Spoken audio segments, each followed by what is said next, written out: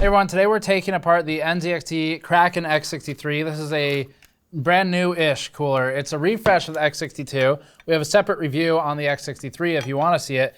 But the most interesting thing about this is that it's supposed to be an Asetek 7th generation pump, whereas the previous one was Gen 5. Corsair used Gen 6 with the H150i, and that brought about a lot of significant changes that I'll be recapping here today.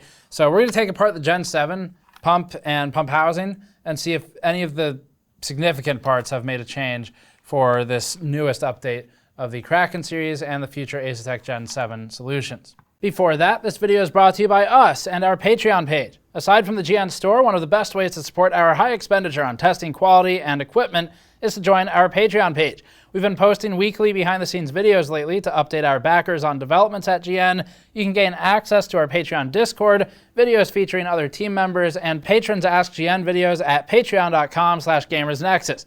The funding has been going straight into maintaining our testing quality. Learn more at the link in the description below. So for the basics of what's gone on thus far, Asetek is a supplier. Asetek sells their solution, their cooling solution, to companies like Corsair, EVGA, NZXT, plenty of others. And they're one of the largest suppliers of liquid coolers. Others would include Apaltek, which is pretty small but relatively common. There's Dynatron, which made the old Antec cooler series. There's CoolIT, or CoolIT if you prefer, which makes Corsair's other half of coolers. And then, of course, Asetek and its competitors all have suppliers as well. So the whole chain, I mean, Asetek's not making the radiator, they're buying this from someone. And the impeller that's inside of here, they're buying from someone. And what Asetek does is package the whole thing together. And then what NZXT does is brand everything. So it's supply chain at its finest. But we're going to look at it today. The previous ones, Gen 6, had one significant change that mattered, which was that the impeller changed from a 3-prong old yellow plastic impeller into a metal impeller that is supposed to have better durability and endurance. The Gen 5, Gen 4 solutions had a life expectancy of about 5 years. Gen 6 started, actually Gen 5 on NZXT was warranted to 6 years, but 5-year life expectancy is average from Asetek. Gen 6, 7 start to stick closer to that 6-year mark. And the life expectancy comes from permeation. Over time, you have liquid permeating the materials that are used to make the cooler, so it's getting slowly absorbed by the rubber in the tubing, for example. And a Teflon inner lining can help this, which is what Cooler Master uses, not used here because it has downsides, which is that if you bend the tubes like this with a Teflon inner lining, you'll crack it, and then you have a lot of permeation. So those are the differences. There is no performance difference between Gen 6 and Gen 5, and Gen 7 versus Gen 5 testing, X62, X63 with the same fans, same fan speeds, everything. We saw also no performance difference at all. So they're functionally the same performance, which means it's all going to boil down to how it's assembled internally and how long the cooling solution will last, what the potential points of failure are, things like that. And keep in mind that at time of this filming, I don't know what's in here, obviously. In the review, we'll probably have a bit of discussion on it, so that'll be edited in after this, which means at present, if you saw the review before this, then you know more than I do right now about what's in here. So we're gonna go through the discovery process and figure out what's inside of the X63. So let's get started with that. So tools for the job, pretty straightforward. First of all, I'm working on one of our GN medium mod mats. You can go to store.gamersnexus.net and grab one of these if you want. They're a bit smaller. This is on top of a large mod mat, but I'm just trying to deal with spills so we don't get it on the nice wood table. So that's what the mats are for, is to protect it. We also need a couple of screwdrivers, but they change slightly each generation. So for this one, the cold plate's a bit different in this cooler than NZXT's previous series in that it protrudes from the bottom. So you can see that bit of copper sticking out right there. So it's protruding from the bottom rather than being seated inside of the plastic housing. We'll figure out why that is later potentially. In theory, it helps with thermals, but that's the cold plate that needs to come off. And that's secured by what looks like maybe Torx 7 or 8 drivers. And then there's 2 Phillips heads on either side, which are probably used for some kind of tension, like spring tensioning maybe, and we'll figure that out as we go. Actually, there's 3 of those total. So typically how I start with this is taking the cold plate off. This is a potentially destructive disassembly process. Sometimes you break some of the small wires that are in there that are soldered on. Other times you just have to destroy it to get it apart. One thing I will say is Asetek's cold plates have been historically terrible to remove. because they really don't want you to remove it. So we'll see if this survives, but hopefully it does. Torx 9 for the sizing. So, that's actually not as crazy torqued down as normally. That's a nice change. Hopefully that persists. The top, by the way, is rotatable like this, but unfortunately there's no, at least as far as I'm aware presently, this may change later in this video, as far as I'm aware right now, there's no easy way to just remove it without causing damage. So we'll look into this a bit more. I don't want to rip at it right now. We'll wait until I take more of it apart to see if that's the expected way to remove it. But I would like NZXT to make that more easily removable so that you can change their logo to your own image if you wanted to. So we're going to go with an opposing pattern here for disassembly to make it easier so that one screw doesn't end up with all the tension on it. And we're going to have water start bubbling up at some point too and spill over, so there'll be a bit of leakage soon. This size of cooler is typically about 100 milliliters, but we'll see. Wow, this is the easiest Asetek disassembly I've ever had. We've stripped a lot of Asetek screws in the past because they really torque the hell out of them, but that was actually trivial. I'm happy about that. So let's set this. I'm going to get some paper towels, and then we'll just set some stuff aside and look at that after it's drained. There's the bottom. Doesn't look too different so far. So this liquid's going to be propylene glycol. This is a standard solution.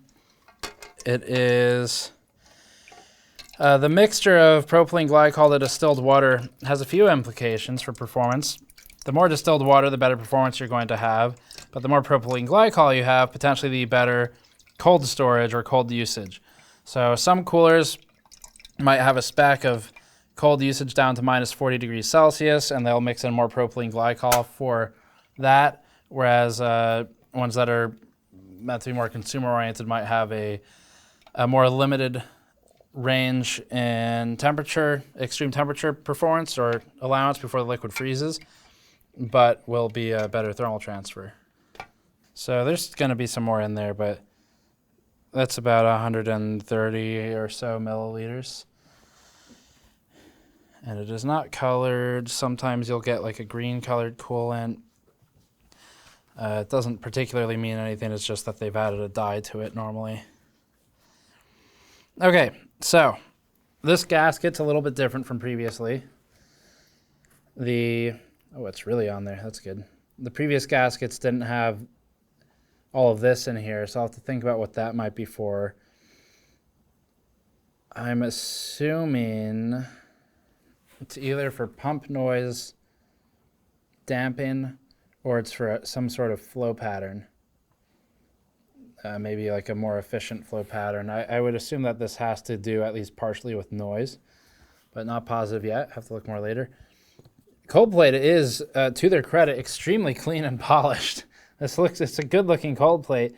So you've got micro fins in the middle, the gasket covers where you've got the inlet and outlet for flow on this, and the micro fin density, I'm actually not sure if the density has changed. The fin pitch is the same as it's always been, which is to say vertical, but the density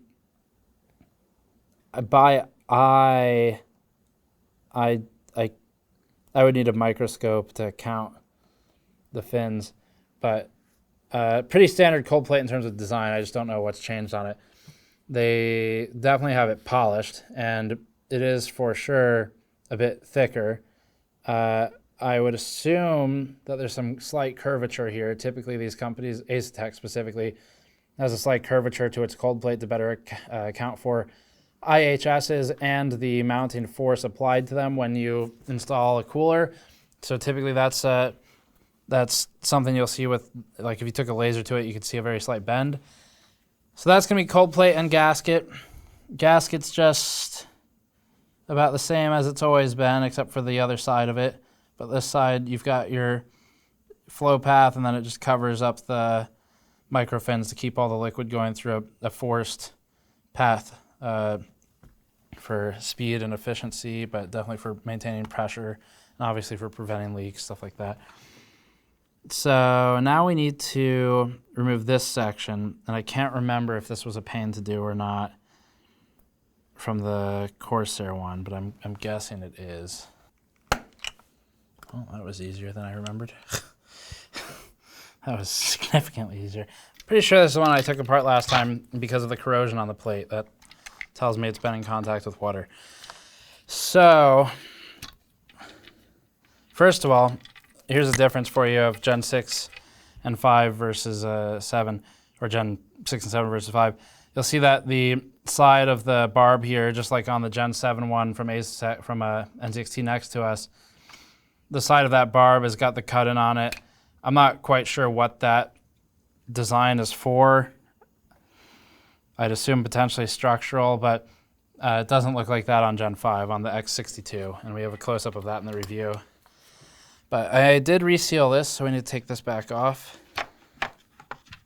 That Torx, that is 9 as well.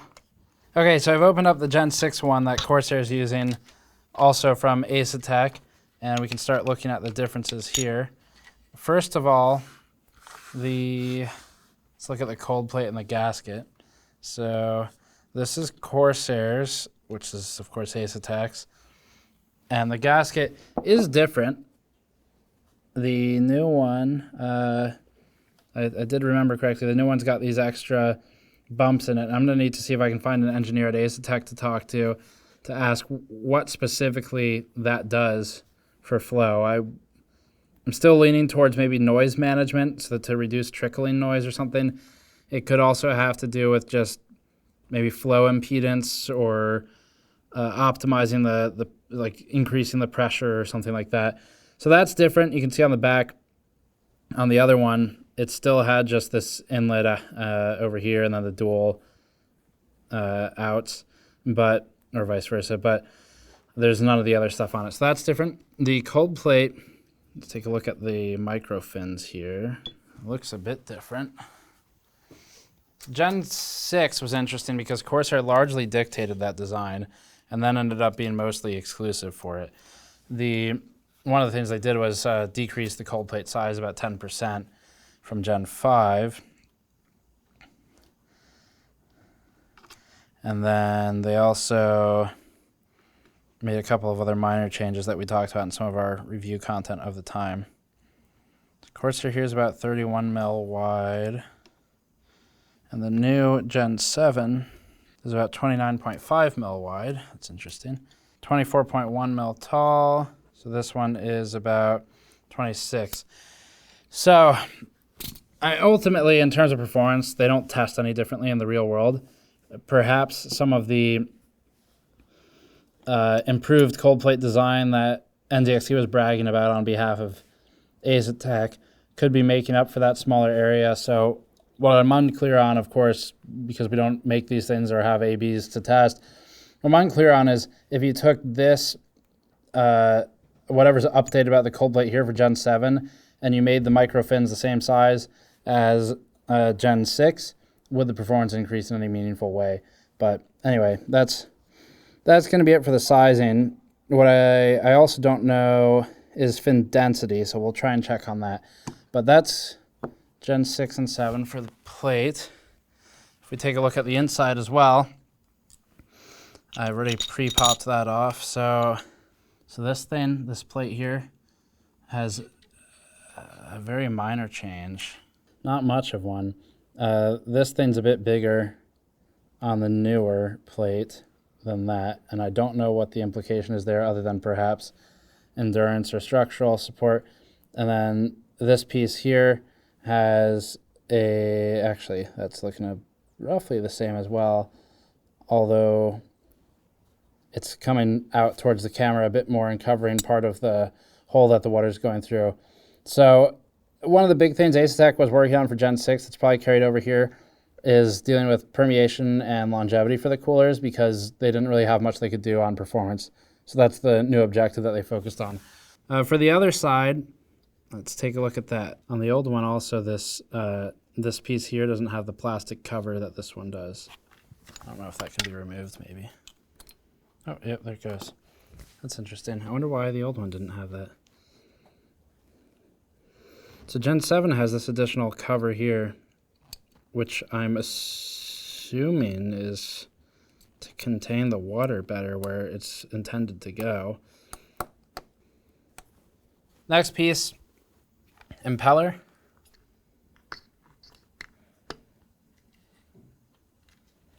Okay, old and new. All right, let's get these side by side. That's Gen 6, Gen 7, and then Gen 5 I don't have on the table, but we have B-roll of it. You should have seen by now. It's the yellow 3-prong one, very different from these. So this one did have this piece in here, I think, at some point, but it's broken off from being used so many times for demonstration. And then, are these about the same, or are they actually identical?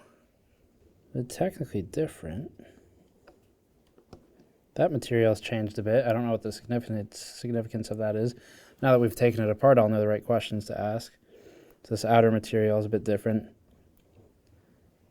It looks like the O-rings might be a bit different. But otherwise, the impeller is really looking about the same so far. Some stuff's been rearranged, so this portion here has shifted.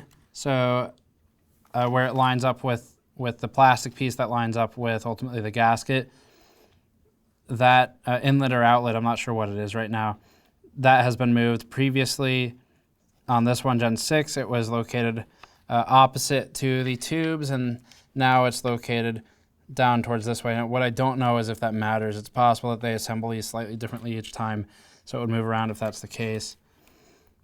So that looks like the main bit of difference there. I guess let's go ahead and take apart the rest of it. 54.6 millimeters. Oh, they're about the same.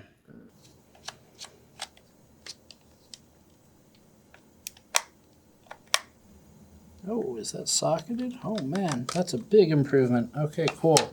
Finally, something actually different. So NZXT has switched over to an 8-pin connector that plugs into the top PCB and connects the two PCBs together. This used to be 2 wires that were just soldered to pads, and when you separated the chambers, they would basically get destroyed, and it was pretty destructive process to take it apart. So job well done, NZXT. They've made this a lot better and much easier to service now, easier to take the whole thing apart. The top section's easy to remove as well with the nameplate in it if you wanted to swap that out. And then the interior section is, I'm not going to disconnect it because it's got the electromagnet in it, and that is, the electromagnet is connected only by one thin copper wire, and that'll break if we take the PCB off.